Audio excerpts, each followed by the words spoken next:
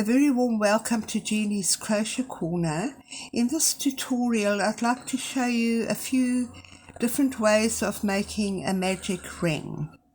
So the first way, we just hold our fingers like so, we leave a little bit of length of yarn and we place the yarn up against our fingers and hold it with our thumb.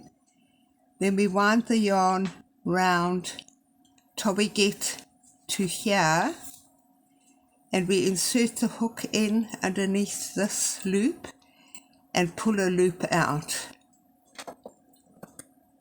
and we make one chain, and we have our magic ring made that way.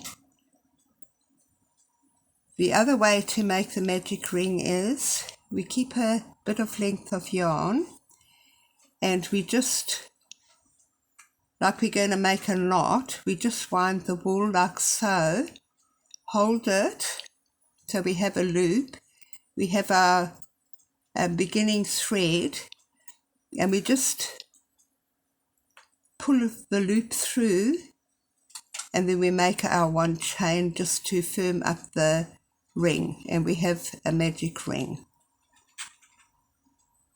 The other way is we can place the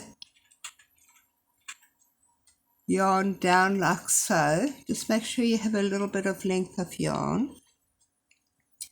and we're going to bring this around just like we did with our fingers, but instead we're just using the base of the table to do it, and we're just going to pull a thread through, pick up the work, and then make one chain, and we have a magic ring. The easiest method that I found was I have my little bit of length of yarn.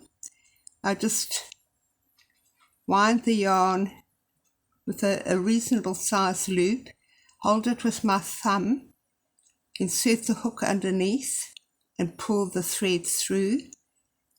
Then I make my chain and I have my magic ring.